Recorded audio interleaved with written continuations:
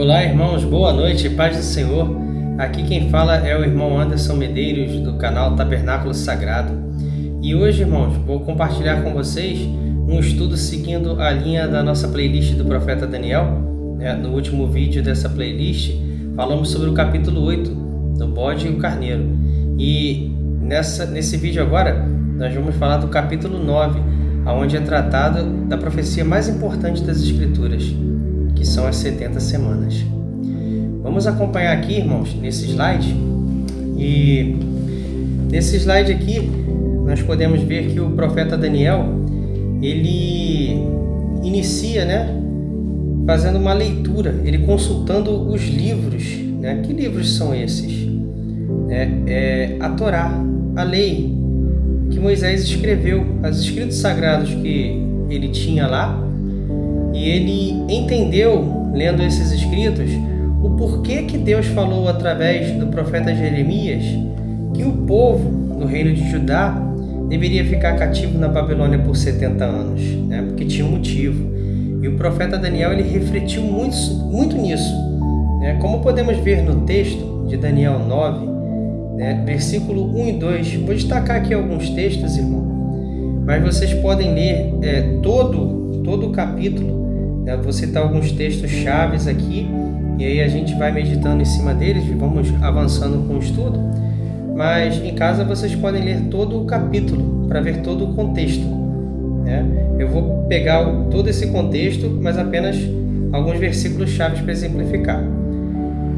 E aqui em Daniel 9, capítulo 9, versículo 1 e 2, diz assim: No ano 1º de Dário, filho de Assuero, da linhagem dos Medos, o qual foi constituído rei sobre o reino dos caldeus.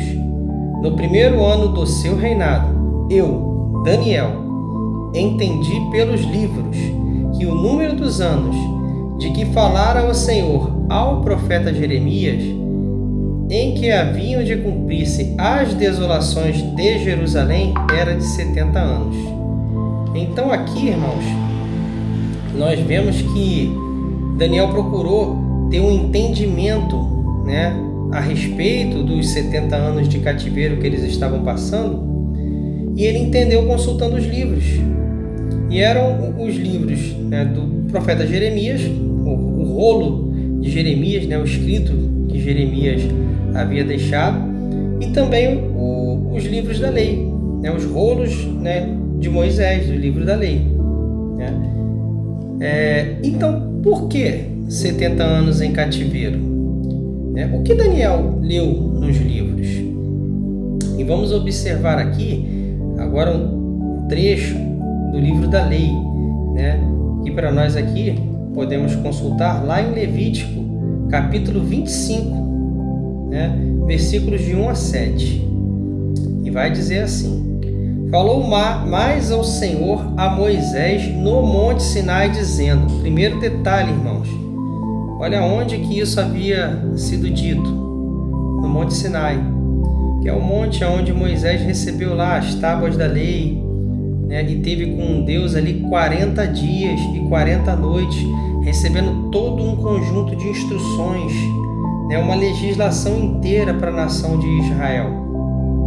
E olha o que Deus disse: Fala aos filhos de Israel e dize-lhes: Quando tiverdes entrado na terra que eu vos dou, isso é quando eles entrarem na terra prometida. Eles estavam a caminho dessa terra, mas Deus desde ali já estava falando com eles. Então a terra descansará um sábado ao Senhor.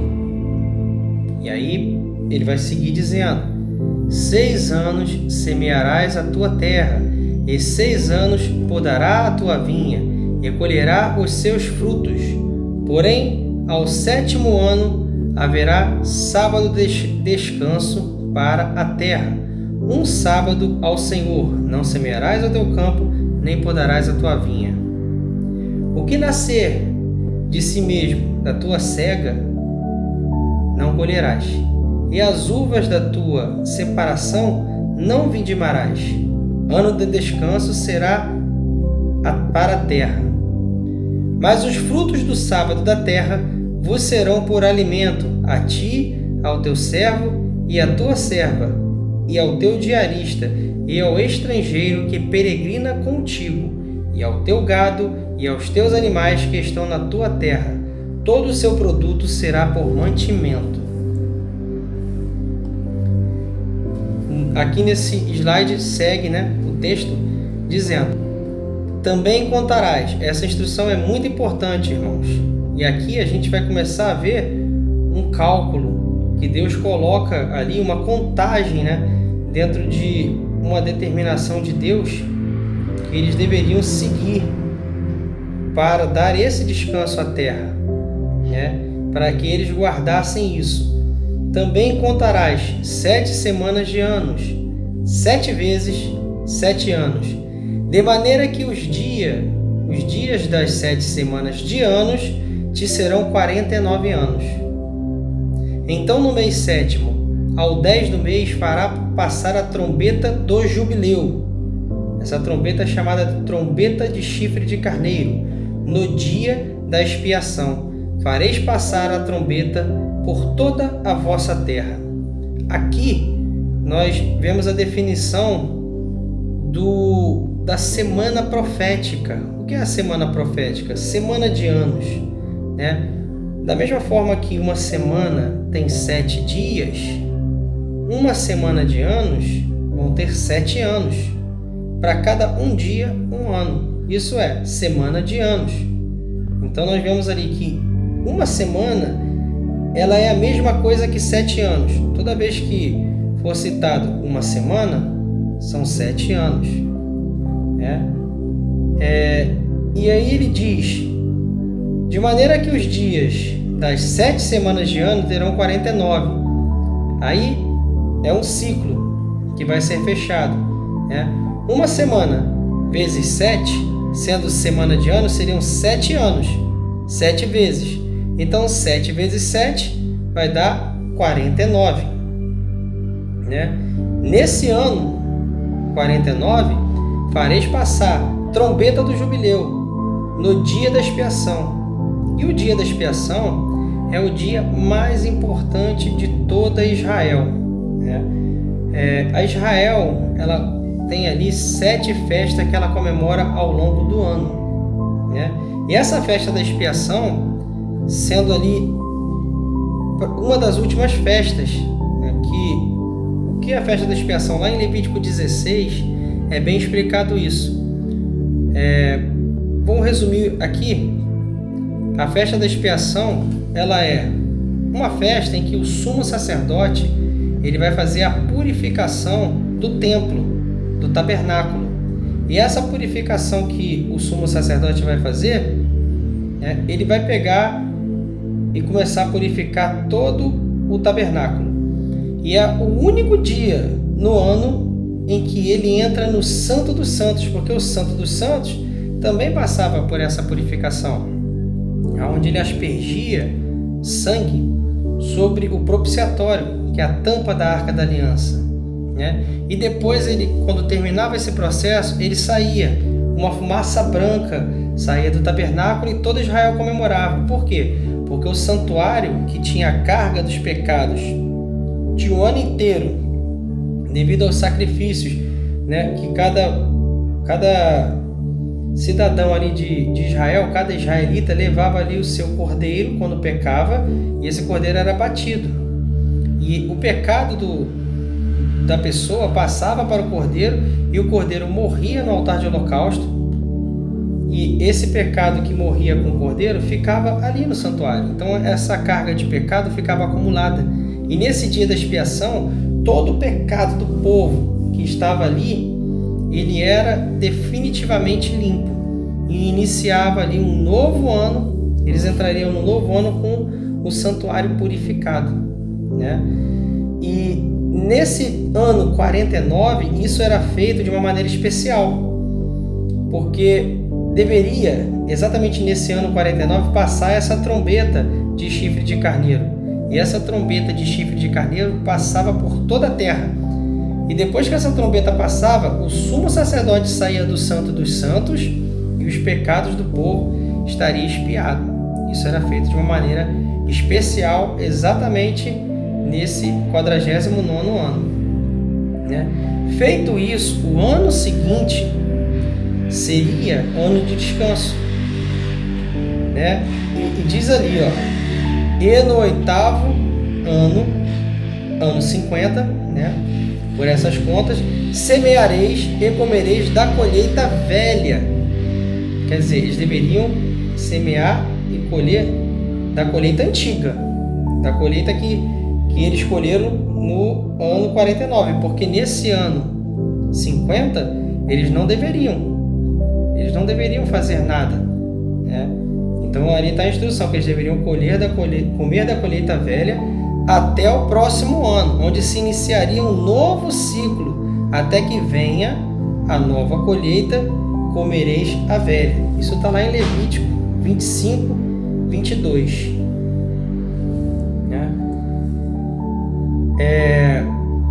Aqui, nesse slide, né, eu coloquei um texto aqui de Levítico 26, do 27 ao 35. Eu destaquei alguns pontos aqui para a gente pegar a ideia, né, do texto, que Deus já disse que se caso isso fosse descumprido, que haveria uma consequência, né? E diz assim o texto: e se com isto não me ouvirdes, mas ainda andardes contrariamente para comigo, também eu para convosco andarei contrariamente em furor, e vos castigarei 7 vezes mais por causa dos vossos pecados. Né? Ali no último trecho que está destacado, lá embaixo, ele diz assim: então a terra folgará nos seus sábados todos os dias da sua assolação, e vós estarei na terra dos vossos inimigos. Então a terra descansará e folgará nos seus sábados. Todos os dias da assolação descansará, porque não descansou nos vossos sábados quando habitáveis nela. Então ali Deus já estava dizendo que se eles transgredissem isso, se eles não guardassem esses anos sabáticos, ele faria com que a terra descansasse, né? E o povo seria retirado da terra, então a terra descansaria obrigatoriamente, né? E eles estariam na terra dos inimigos, dos vossos inimigos.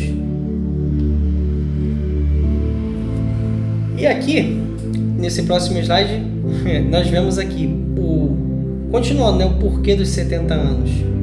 Né?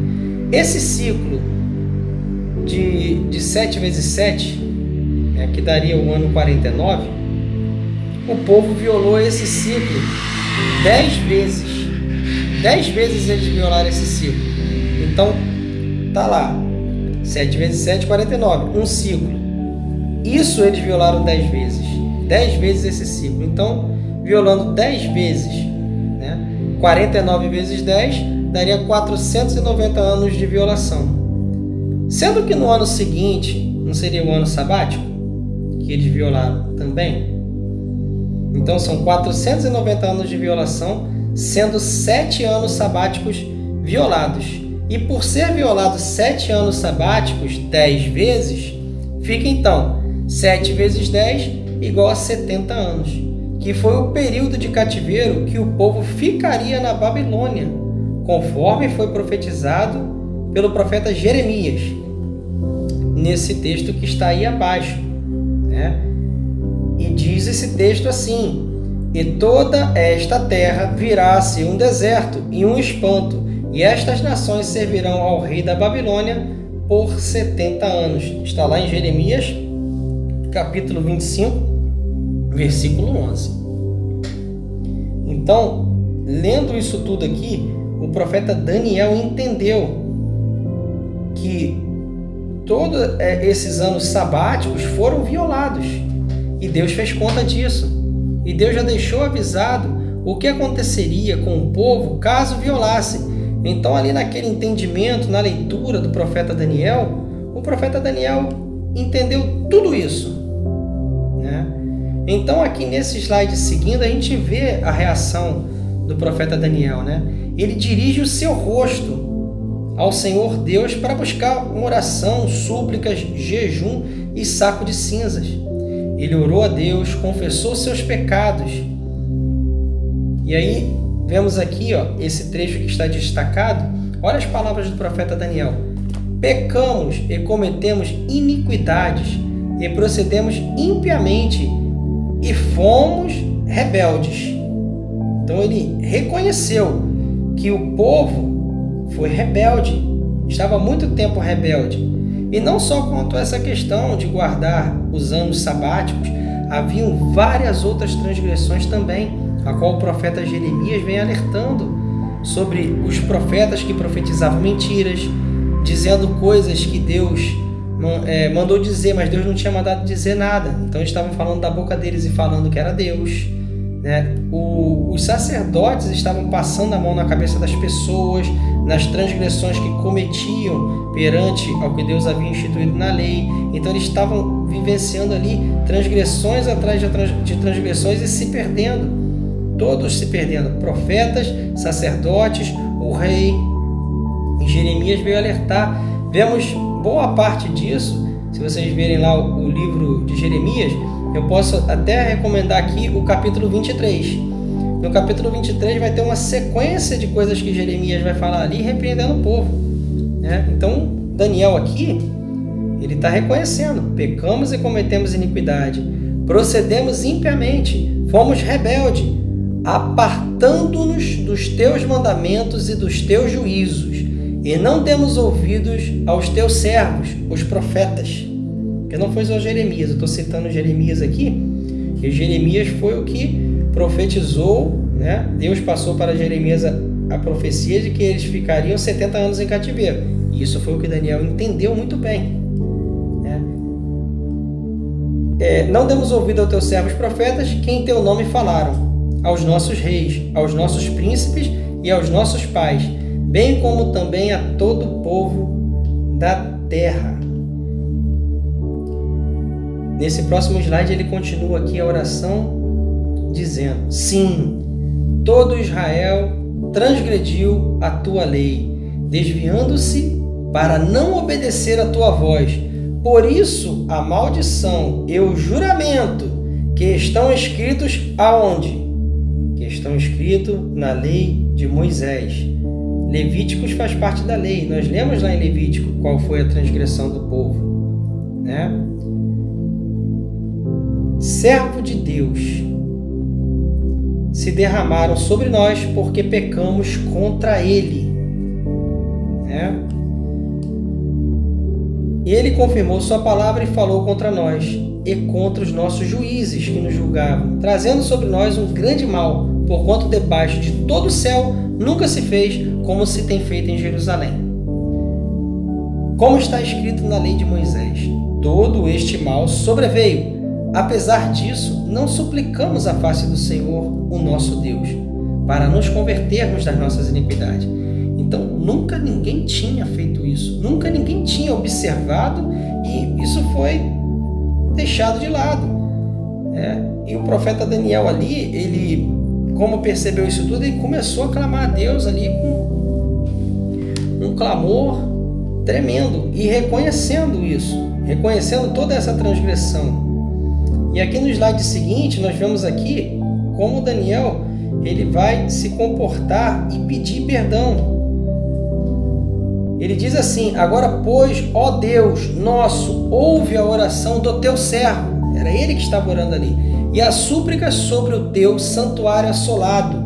Santuário assolado é o templo de Salomão, no que o rei Salomão construiu, o qual foi destruído na invasão do rei Nabucodonosor com o Império Babilônico, né, que destruiu Jerusalém e destruiu o santuário. Eles saquearam aquele santuário, né? Então por isso que ele fala, o santuário assolado. Faze resplandecer o teu rosto por amor do Senhor, né? E aqui mais embaixo, onde está destacado de amarelo, ó Senhor, ouve, ó Senhor, perdoa, ó Senhor, atende-nos e age, sem tardar, por amor de ti mesmo, ó Deus meu, porque a tua cidade e o teu povo são chamados pelo teu nome. Então ele estava clamando por misericórdia, por perdão, ele estava reconhecendo, ele estava ali vestido com saco, pano de saco, coberto de cinza, ele estava ali se lamentando por tudo isso, se derramando aos pés do Senhor, né?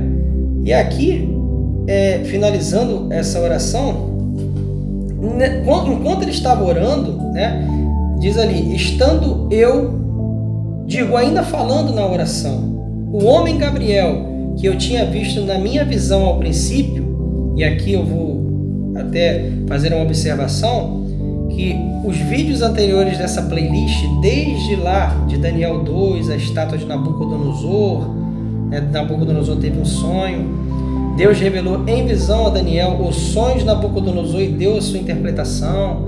Depois Daniel teve um sonho sobre 4 animais, depois teve uma outra visão sobre o bode e o carneiro. Então esse homem Gabriel, ele aparece nessas visões anteriores. Para os irmãos entenderem melhor, recomendo também assistirem os vídeos anteriores dessa playlist, tá? Mas pode dar sequência aqui, pode assistir esse aqui até o final e depois volte no início da playlist e vocês vão entender melhor.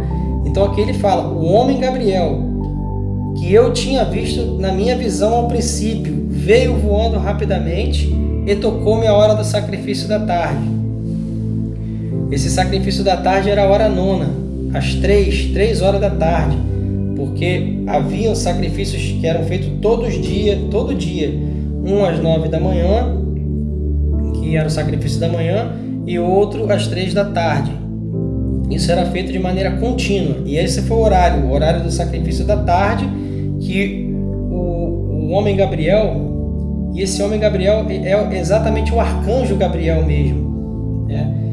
E aí diz assim, ele me instruiu e falou comigo dizendo, Daniel, agora sai para fazer-te entender o sentido, né? Daniel estava orando em prol disso tudo.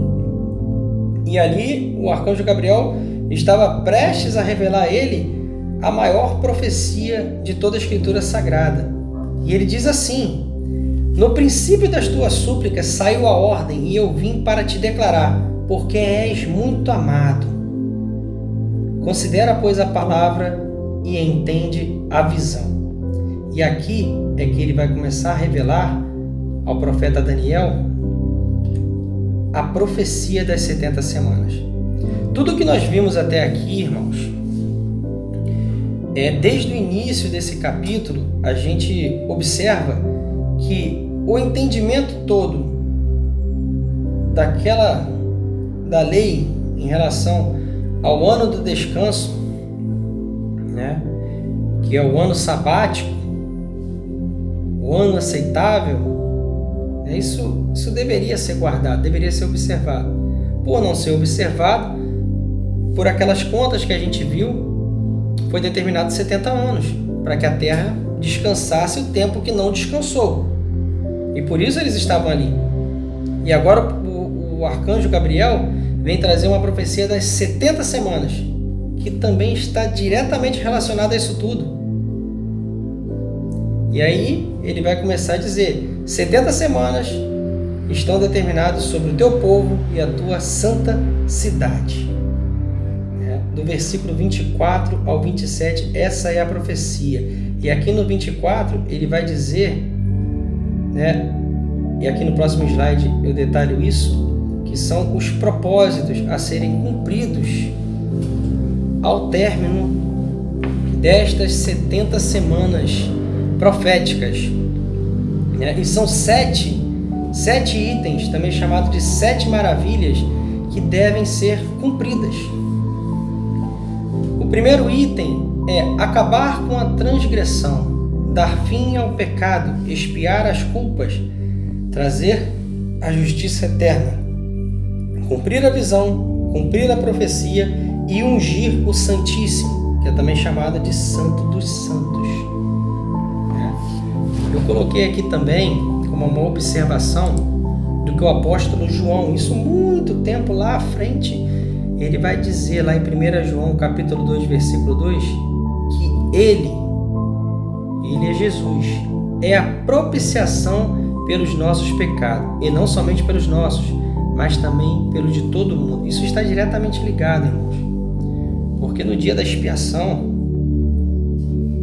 o sumo sacerdote aspergiu sangue sobre o propiciatório. O propiciatório é o nome dado à tampa da Arca da Aliança, e fazia uma peça só com a Arca da Aliança, a arca e a tampa, né? E a propiciação pelos nossos pecados é Cristo, quer dizer, no Santo dos Santos, o sumo sacerdote, somente ele poderia fazer isso. Então, Cristo, ele está como sumo sacerdote hoje, né? E ele é a propiciação pelos nossos pecados. Então, isso remete diretamente ao dia da expiação. Coloquei como uma observação aqui, tá? Para os irmãos. E vamos seguir aqui agora para o próximo slide. E aqui a gente vai fazer um cruzamento das informações das 70 semanas e as 7 festas, né?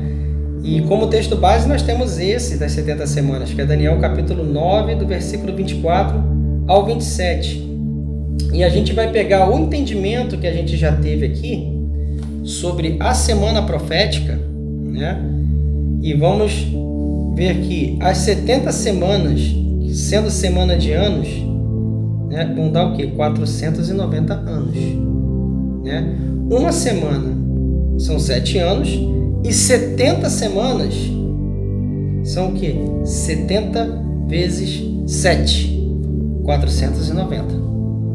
Esses 70 vezes 7, irmãos, é muito importante também. Essa conta de multiplicação é muito importante também, porque esse dia que era o ano sabático, o ano do descanso, também chamado de o ano da libertação, né? O ano aceitável, então a gente vê aí que também tem um contexto do perdão, porque era o ano do perdão.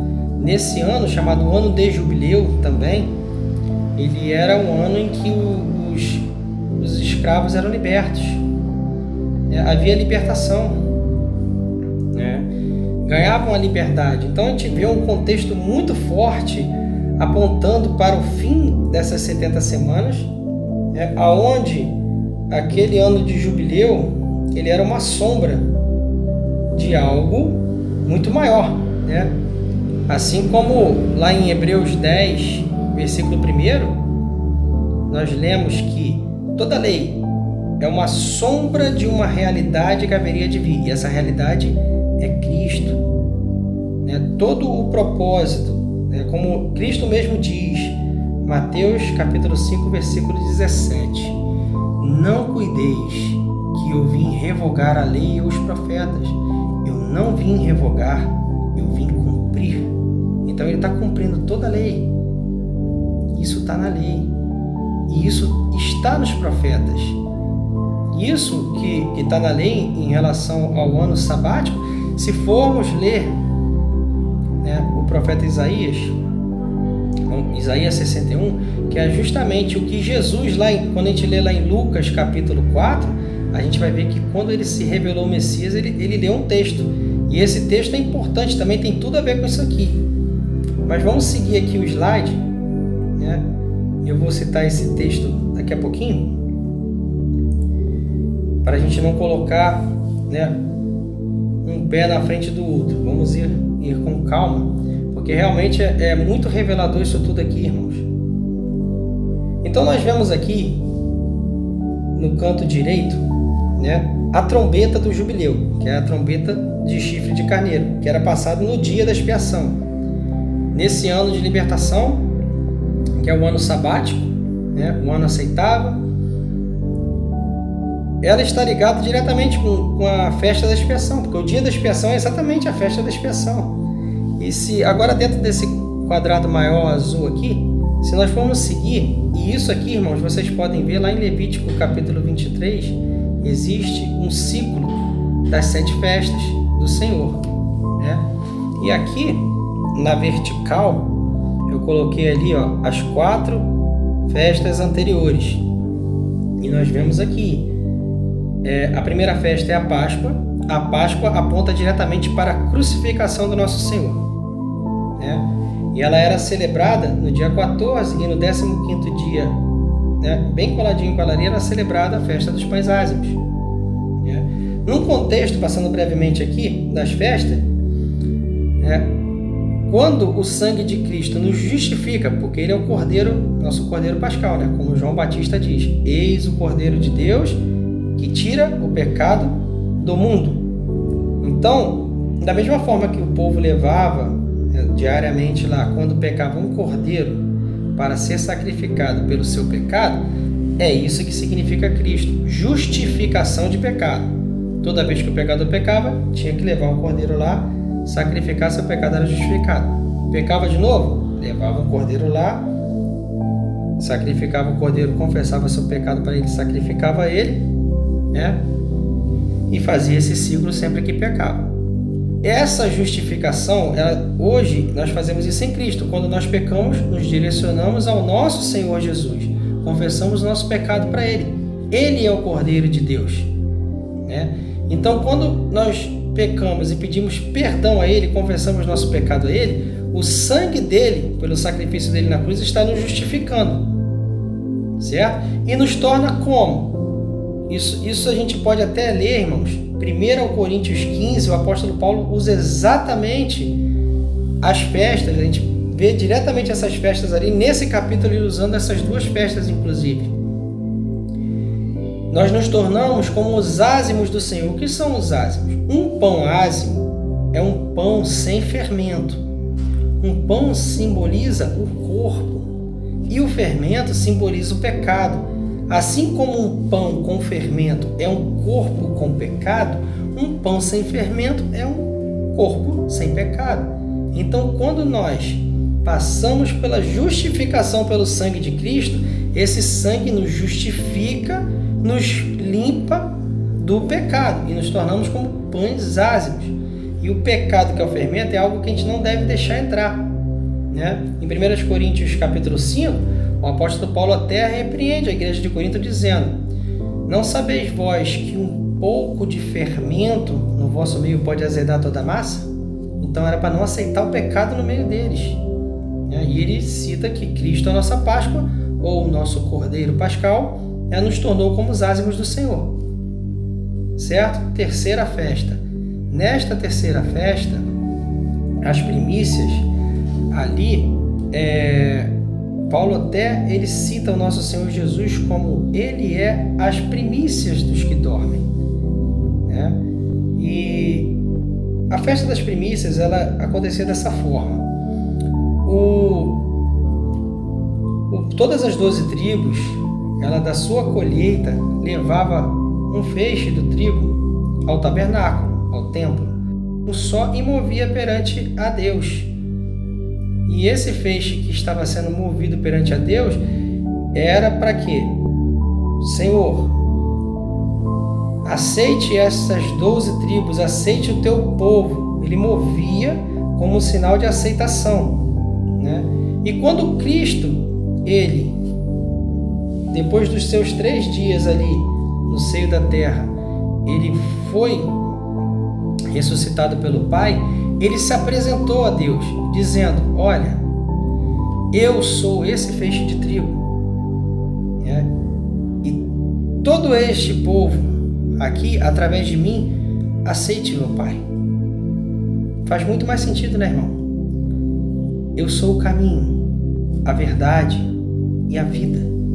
Ninguém vai ao Pai senão por mim. Então a gente vê que Cristo está cumprindo perfeitamente tudo isso. Ressuscitou ao 3º dia como primícias dos que dormem, e aí ele ficou mais 40 dias ainda ali, dando as últimas instruções aos seus discípulos, né? E ele, encontrando os discípulos, disse: olha, permaneçam em Jerusalém, permaneçam aqui, porque eu irei, mas derramarei do meu Espírito sobre vós. Algumas traduções dizem: enviarei o Consolador, que seria o Espírito Santo. E a quarta festa, Pentecoste, porque no dia de Pentecoste eram feitos pães com este trigo, E esses pães eram ungidos com azeite. E o que é a unção do azeite? Estavam ungindo os pães. O pão é o que? O corpo. E o que vem sobre o povo no dia de Pentecostes? A unção do Espírito Santo. Então está se cumprindo. Depois disso, os apóstolos, né? Jesus ele ascende aos céus, ele é elevado aos céus numa nuvem e começa o ministério dos apóstolos, registrado lá no livro de Atos. E o que eles começam a fazer? Eles começam a anunciar o Evangelho, eles começam a tocar trombetas. Está sendo tocado, está sendo anunciado o Evangelho. Hoje nós estamos fazendo isso, irmãos. Hoje nós estamos tocando trombetas, né? E a próxima festa, que é a festa da expiação, é a festa que o santuário é purificado, o templo é purificado. Quando recebemos o Espírito Santo de Deus em nós nos tornamos o quê? Templos do Espírito Santo. Não é verdade? Bom, então aqui, irmãos, só para pegar o contexto, né?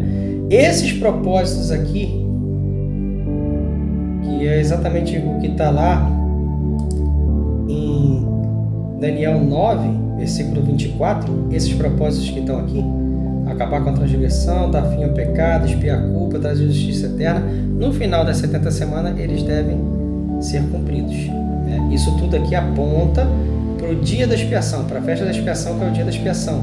Eu fiz aqui um paralelo já entre o que está declarado na lei, né, no Antigo Testamento, já com o que está sendo cumprido em Cristo. E já com esse paralelo aqui, esses propósitos das 70 semanas têm que ser cumpridos, né? Festa dos tabernáculos é uma que eu não falei. O que seria essa festa dos tabernáculos? É as bodas do Cordeiro, né? Isso é uma festa que tem que ser celebrada, né? Isso tudo está em cumprimento, porque essas 70 semanas aqui, a gente vai ver mais à frente ali a linha do tempo, né? E aqui nesse quadradinho menor eu repeti aqui o 1 João 2,2, que ele é a propiciação pelos nossos pecados, não somente pelos nossos, mas de todo mundo, que é Cristo. Propiciação, remete, propiciatório, tampa da Arca da Aliança, que fica no Santo dos Santos. E os Santos dos Santos era o local que somente o sumo sacerdote poderia entrar uma vez por ano. Fazendo a ligação aqui, irmãos, agora para a gente consolidar essas informações, Isaías 61. Eu não coloquei Isaías 61 aqui no slide, mas eu vou ler aqui para os irmãos.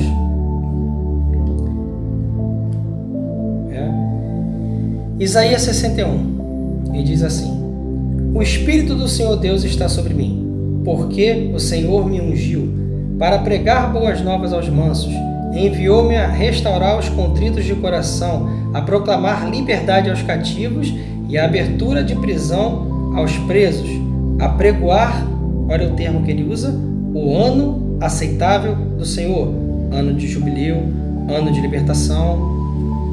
Estão ligação aí de contexto, né?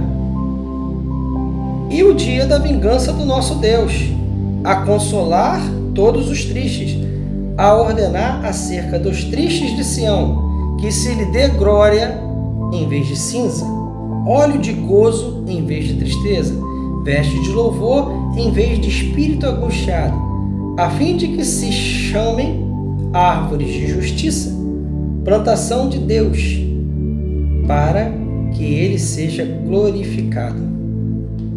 Então, a gente observa esse texto aqui de Isaías, foi a profecia de Isaías sobre o Messias, que é Cristo, isso cumprido em Cristo, e Cristo leu isso numa sinagoga, está lá em Lucas capítulo 4, a partir do versículo 17. Os irmãos podem ler em casa e ver. Vou deixar aqui embaixo, né, o texto aqui, para que vocês possam ver aqui no vídeo. Em casa vocês podem ler o capítulo todo. Estou deixando só alguns versículos chaves para os irmãos, amém? Então vamos seguir aqui, irmãos. Então deu para entender que isso tudo tem que se cumprir, né? Esses propósitos têm que ser cumpridos ao fim dessas 70 semanas. E agora vamos aqui para a linha do tempo das 70 semanas. Eu coloquei aqui novamente os versículos, né, do 25 ao 27. O 27 é o último versículo do capítulo 9. Sabe e entende, Daniel 9, 25. Sabe e entende, desde a saída da ordem para restaurar e para edificar Jerusalém. Isso acontece quando? Aqui no início, a gente confere no livro de Esdras, capítulo 1, essa saída da ordem para restaurar e edificar Jerusalém, né? Até o Messias. A gente vê aqui, ó, do quadradinho amarelo, né? Você pega aqui, tem um quadradinho laranja 7 semanas, mais o outro quadradinho laranja 62 semanas e um quadradinho Messias. Então aqui, desde a saída da ordem para edificar Jerusalém até o Messias,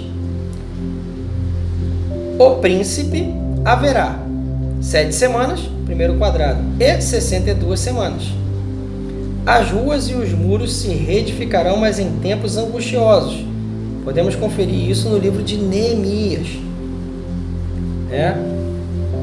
Versículo 26. E depois das 62 semanas será cortado o Messias. A gente vê aqui, o Messias veio, Jesus, e ali vemos aquele quadradinho, morto ou ungido. Crucificação de Cristo. Cortado o Messias. Mas não para si mesmo, porque ele se sacrificou por quem? Por nós. Aí ele dá aqui uma continuação dizendo: e o povo do príncipe que há de vir. Nesse texto aqui, ele vai citar o povo do príncipe que há de vir. Esse é o sujeito, ó. E o povo do príncipe que há de vir destruirá a cidade e o santuário. Esse povo, irmãos, do príncipe que há de vir, ele, ali nessa época, aí é um evento que aconteceu nos anos 70. O general Tito, que era um general romano, e o seu exército, eles reuniram legiões de exércitos ali para conter uma revolta dos judeus. Porque Roma, eles estavam ali com impostos abusivos sobre os judeus. Então os judeus se revoltaram, e para conter essa revolução, o general Tito, o exército romano, junto com algumas legiões, e dentro dessas legiões haviam macedônios, fretenses, apolares, Então a gente vê Judéia, povo da Judéia, Síria, Egito, e da Ásia, e da Arábia Saudita também. Então tinha um povo ali de legionários que foram contra os judeus que estavam ali, nessa revolta. E, irmãos, se olharmos para trás na linha do tempo, vamos ver, na linha do tempo que eu falo, na história mesmo, dos povos que originaram, esses povos ali das legiões, vamos ver que eles são descendentes de Edom. Quem é Edom? Irmão de Jacó, Esaú. O nome dele foi mudado para Edom. Então, os descendentes de Edom são edomitas. E também, descendente lá do Abraão teve um filho na carne, antes de Isaac, que era o filho da promessa. Então, esse filho Ismael teve descendência, os ismaelitas. Então, povos descenderam deles. E esses povos, a gente observa que são povos que sempre foram contrários ao povo de Israel, de Jacó, passou a ser chamado Israel. Então esses povos ali nas legiões, eles foram com sangue nos olhos para cima dos judeus. E eles destruíram tudo. Não tinha como nem o próprio general Tito conter aquilo. Então eles destruíram, botaram para quebrar ali, destruíram tudo. O santuário foi destruído. O templo de Salomão, esse que foi reedificado pelo rei Herodes, foi destruído. Só sobrou uma muralha externa que hoje é conhecida como o Muro das Lamentações. Então, irmãos, o povo do príncipe que há de vir destruirá a cidade e o santuário, e o seu fim será como uma inundação. Uma inundação, irmãos. Aqui, a gente pode usar até uma palavra sinônimo, que é dilúvio. Existe uma profundidade muito grande nisso tudo com que Jesus ele fala lá em Mateus 24. Em Mateus 24, ele chega a citar que, assim como foi nos dias de Noé, também será os dias da volta do Filho do Homem. Então, a gente vê que aqui, essa palavra inundação ou dilúvio aponta para isso. Porquanto assim, como nos dias anteriores ao dilúvio, comiam, bebiam, davam-se em casamento, até o dia em que Noé entrou na arca, e não perceberam, até que veio o dilúvio e levou a todos. Assim também será a volta do Filho do Homem. O próprio nosso Senhor Jesus, ele cita o profeta Daniel também, no capítulo 24 mesmo, no versículo 15. Pois quando virdes o abominável da desolação, de quem falou o profeta Daniel, no lugar santo, quem lhe entenda. Então ele aponta também, dentro desse mesmo sermão profético, para o profeta Daniel, que tem total ligação com o que nós estamos vendo aqui agora. E continua o texto: depois da inundação e até o fim haverá guerra, estão determinadas assolações. Lembra o que Jesus falou também lá em Mateus 24? Mateus 24, versículo 6. E ouvireis de guerras e rumores de guerra. Olhai, não vos assustei, porque é mistério, ou porque é necessário que tudo isso aconteça, mas ainda não é o fim. Vocês percebem a ligação profunda, irmão, dessa profecia das 70 semanas? Tudo isso que nós estamos falando aqui se encaixando perfeitamente, E aí, nós vemos aqui no versículo 27, e ele firmará aliança com muitos por uma semana. Aí aqui a gente já entra, irmãos, depois desse período aqui, onde teve guerras e desolações, em um intervalo de tempo, é chamado de hiato de tempo, vai surgir um governante, e esse governante, Daniel 9:27, firmará alianças com muito por uma semana profética. Quantos anos são uma semana? 7 anos, exatamente. Esse último tempo aqui, irmãos, é essa última semana. Depois do governante que virá, desse quadradinho do governante que virá, tem lá uma semana. E na metade da semana fará cessar o sacrifício e a oblação. Por isso que está aqui de vermelho, dividido em 2. Porque se uma semana são 7, metade de 7 vai dar o quê? 3,5. Ou 3 anos e meio. Então tem 2 partes de 3 anos e meio. É porque na metade da semana ele vai cessar a oblação. E sobre as asas das abominações virá o assolador. Então ele vai se revelar. Isso aqui está ligado, irmãos, com um chifre pequeno. Nós já falamos isso também nos vídeos anteriores dessa mesma playlist, que o chifre pequeno ele vai se manifestar. O que é o chifre pequeno? É o anticristo. Outro nome para ele, homem da iniquidade, filho da perdição, ou mentiroso. As escrituras se referem a ele de diversas formas, usando figuras que apontam para esse personagem. Isso tudo, irmãos, também tem outros profetas, os apóstolos, eles se referem a esse homem aqui. O apóstolo Paulo se refere como homem da iniquidade, filho da perdição. O apóstolo Paulo diz que a vinda do nosso Senhor e a nossa reunião com Ele não acontecerá sem que antes haja apostasia e seja manifestado o homem da iniquidade, filho da perdição. Então, a gente vê aqui, que ele virá sobre as asas das abominações, né? O assolador. E isso até a consumação. E o que está determinado será derramado sobre o assolador, né? Então tem algo determinado a ser derramado sobre ele, que é a manifestação do nosso Senhor, esse último quadrado, vindo nas nuvens, que está lá em Apocalipse, capítulo 19, a partir do versículo 11. A volta do nosso Senhor. Então, irmãos,